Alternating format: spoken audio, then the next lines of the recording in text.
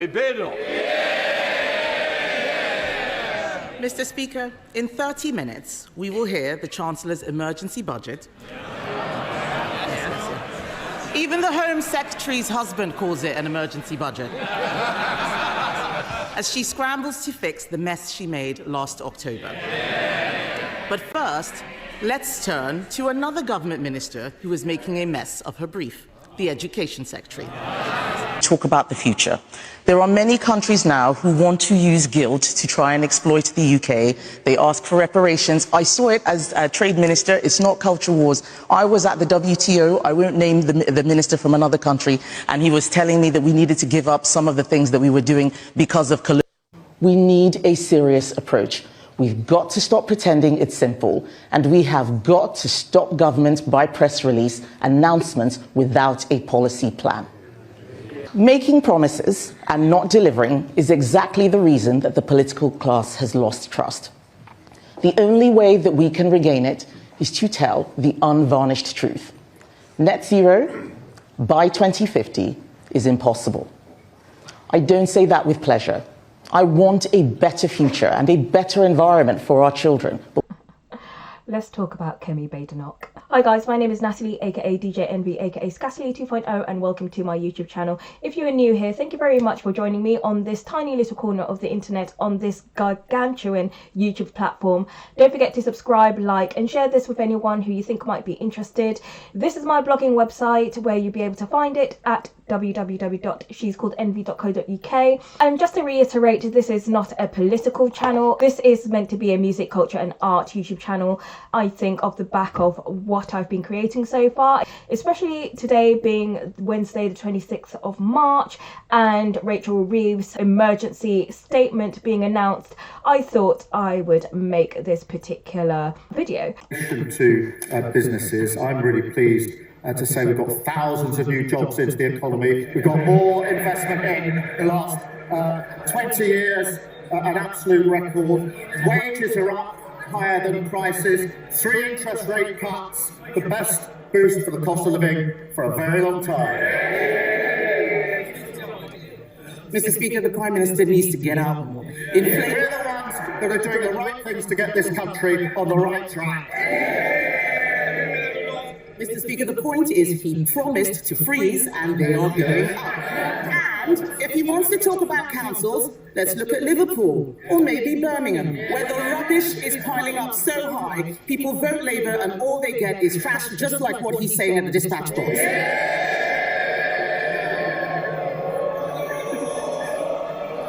Kemi Badenoch isn't wrong here. The ongoing trash strike in Birmingham, UK is a result from a dispute between refuse collectors and Birmingham City Councils over proposed changes to post titles and pay structures. The Birmingham City Council's plan is to remove the waste recycling and a post title, which has led to concerns about pay reductions of up to £8,000 for affected employees. The strike commenced on the 11th of March 2025 with approximately 400 employees initiating an indefinite walkout. Negotiations have been slow, with the union Unite criticising the pace and questioning if council's decision-making is being influenced by unelected commissioners. So just to reiterate, I'm not anti-Kemi Badenoch and I'm not pro-Kemi Badenoch. It just seems like as if there are some differences in opinion about her. For any viewers who happen to be outside of the UK, Kemi Badenoch has been elected internally to replace Rishi Sunak as the leader of the Conservative Party, and it seems like as if there's a lot of advantages and disadvantages that now she is the leader of the Conservative Party, and there has been a range of different opinions and conflict of opinion about her. You know, this is not a political channel. I do talk about music, art, culture and lifestyle across all of my social media platforms, but I thought it would be really interesting just to talk about Kemi Badenoch, especially today. We had the emergency budget, which has been led by Rachel Reeves on the Labour side, who is the Chancellor of the Exchequer of the opposition party, the Labour Party, here in the UK. We are not revisiting this at all. And I just think a lot of people are very disappointed by that. We're not going to bring back free movement. And I think, you know, just a blanket exemption for everyone under the age of 30, I don't think that'd be politically acceptable. Why not? Because people voted against free movement. I mean, you represented a Leave voting constituency, did you? Sure. Yeah. So I still represent a Leave voting constituency. And the number one issue that for why people voted Leave was free movement. We're not going to bring back free movement. And I think, just a blanket exemption for everyone under the age of 30, I don't think that'd be politically acceptable. Why not? They did in the last Parliament. They'll set out their updated numbers this week. But if you look at wages at the moment, wages are rising today at twice the rate of inflation. That is very different from what we saw under the previous government. Yes, we do need to do more. Growth is the number one mission of this government. We're turning things around, but it takes hard work and there are no shortcuts to get there. Kemi Badenoch presents herself as a politician with firm convictions, often taking strong stances on cultural, economic and political issues. However, whether she genuinely believes everything she says or it is strategically positioning herself to appeal to a specific voter, all of this is a matter for debate. The reasons to believe that she does genuinely believe what she says is her consistent views over time. She also has a willingness to challenge the status quo and also has a strong conviction about her background and own personal experience. Growing up in a third world emerging environment and working in various sectors before politics shapes her perspectives on economic self-resilience and limited government intervention. British farmers need our support in the wake of Keir Starmer's look. You're just is this not cringe, guys? Honestly, is this not cringe? Talk about the future. There are many countries now who want to use guilt to try and exploit the UK. They ask for reparations. I saw it as a trade minister. It's not culture wars. I was at the WTO. I won't name the minister from another country. And he was telling me that we needed to give up some of the things that we were doing because of... We. You are not we. A bit scary. And it's a bit sus. And reasons to believe that she's not sincere. And one of this is her political calculations. As one of the prominent rising stars in the Conservative Party, she might be emphasising certain issues, such as cultural wars, which might be a subject which isn't discussed by other Tory politicians, which solidifies her leadership in prospects. Some critics argue that her rhetoric is tailored to appeal to a right-wing voter.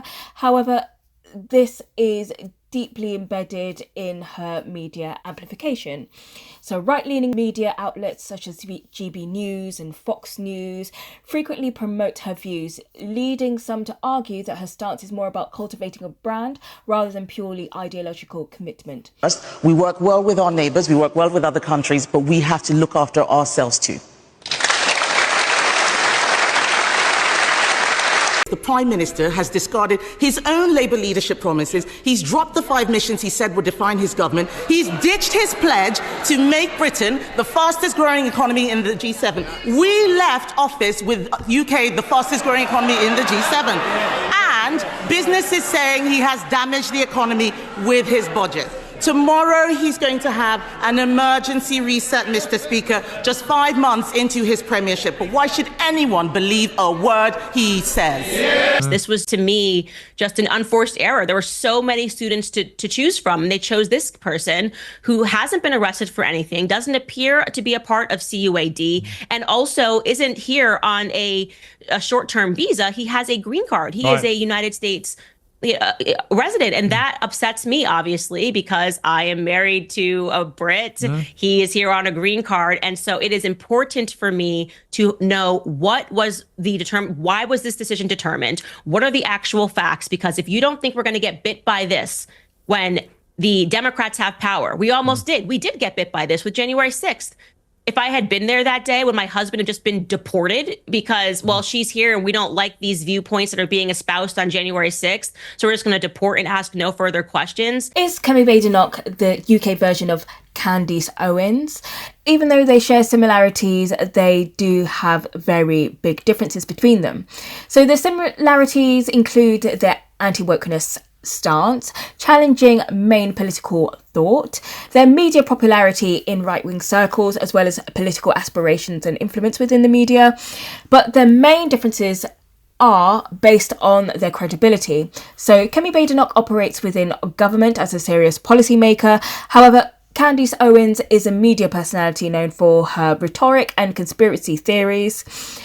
Kemi Badenoch focuses on economic and governance issues, as well as having her focus on policy, whereas Candace Owens' view on culture wars. Candace Owens is more culture war driven, frequently attacking various social justice groups such as LGBTQ plus groups and vaccine mandates. Also, their engagement with institutions. Kemi Badenoch works within the UK political systems and engaged with policy debates, whereas Candace Owens operates largely as an outside commentator with no official political stance or political role. So even though Candace Owens is a provocative media firebrand, Kemi Badenoch is a calculated political operator with real ambitions. Therefore, Kemi Badenoch distances herself from conspiracy theories and hyperbole and rather places herself within a more strategic and serious figure to be taken seriously within UK politics. The Prime Minister has discarded his own Labour leadership promises. He's dropped the 5 missions he said would define his government. He's ditched his pledge to make Britain the fastest growing economy in the G7. We left office with UK the fastest growing economy in the G7. And business is saying he has damaged the economy with his budget. Tomorrow he's going to have an emergency reset, Mr. Speaker, just 5 months into his premiership. But why should anyone believe a word he says? She's a woman. You're waging a campaign against her to denigrate her in the public eye. What do you say to the charge of hypocrisy? I think people are asking me to get back onto your show because you owe me some money. I'll bet you. Why don't we have like £100,000 bet that establishes beyond any doubt to a charity of your choice and mine, $100,000, make it dollars, right now, that it is established beyond any doubt that she was born a woman. Now that my series has completed and it's gone worldwide and that's how the truth works, I'm certain you haven't watched it because the majority opinion is that she was born a man now. And that's because rather than allowing people to just say it was crazy, I just took the time and showed them all of the overwhelming evidence that it was true. Look, we live in a time where there are transgendered people. Brigitte Macron just happens to be one of them. Lady, on behalf of the British people and local authorities, what it means for them. Is she going to follow the same playbook, pretend she didn't know what it costs to build affordable housing or to change the planning system and impose more costs for builders, home buyers and renters? These are just a few of the questions that the government will need to answer, and I'm sure colleagues across this House will have many more questions for them. But the government is in danger of choosing the worst of all worlds, not addressing basic economics of house building, centralising decision-making, and when you look at all that, it looks like the 1.5 million homes will be a distant aspiration rather than a meaningful target. Thank you. Yeah. Well, let me start by welcoming the Right Honourable Lady to her place, and can I wish her luck for her leadership campaign now she's confirmed she's running. The best of luck. So it was her ambition all along to be leader of the opposition, not mine. I must say, the Honourable Lady seems to be taking to opposition very naturally. I think she'll find herself comfortable for a long, long time on those benches. I mean, the Right Honourable Lady had a lot to say in her response, and I'll come to the substance of it in a moment. And I know that the Right Honourable Lady's already put quite a few written questions in, and I look forward to many more from her once she's had a chance to read and digest her brief. So I noticed you had a lot of thoughts on feminism. I'm a feminist, but really I was just wondering, how do you differentiate between the extremism that exists in feminism as it does across, multiple different ideologies, but how do you differentiate between the extremism and how, feminists like me think? I don't hate men. It's a great question, and I'm glad you asked it. It's a great question. So what you have to realize about the left when you talk about extremism is they hack words that once had real meaning, and they take them for their own nefarious goals, right? So they'll say racism, and you'll go, oh my God, no, really, racism used to exist, but now it means organizing your pantry. That's obviously not racism. That's completely ridiculous. You see something like feminism, and once upon a time, women were fighting for the right to vote. Well, now we have that. We have equal footing. And now they're using those terms. They're hiding behind the shield of feminism, and they're doing actually horrible things in society. And I blame feminists for almost every ill that we have right now because they've encouraged people not to act as a woman, and they bash men all the time. And I think that they have contributed the most to the breakdown of family in terms of an ideology. Now, we are in a matriarchy, and this is why they accuse me of being an internalized misogynist, because I'm able to think through and acknowledge the flaws of what happens in society when women get power. And if you want to know what happens, look around you. Women fall for emotional arguments the entire time. Show us a commercial, show us, it's so sad. And before they get to the rational aspects of it, they're already invested emotionally. And I think that virtually every societal ill that we are facing today is because of women. Badenoch is the candidate punching hard, but under fire today after suggesting maternity pay is excessive. And her vow to keep fighting culture wars frustrates some. You weren't nice to David Tennant. You were not nice to Nadine Dorries. Yeah, but he asked me to shut up. Why is it that people worry about someone who talks back? They don't like it when women talk back. They don't like it when politicians talk back. I will talk back. I will not stand there and let people punch me. If you swing at me, I will swing back. Whoever wins. Her real name is Kemi. She is a self-hating black woman, and she's shortened her name to Kemi because she's not proud of where she comes from. She's not proud that she's Nigerian, right? She's not proud of that. You can't support somebody like that, okay? You might think, oh, but it's a black woman. Listen, I don't care if she's a black woman, all right? I mean, I do care. I do care. But having a black woman who thinks she's white in power, not necessarily thinks she's white, but wants to be. We need some more diversity here, and who hate themselves as well. That's the key thing, because there's nothing wrong with being black and on the right, but hating yourself and denouncing your own people, selling out your own people when you're in a position of power, that's hate. That's a form of self-hatred. All right.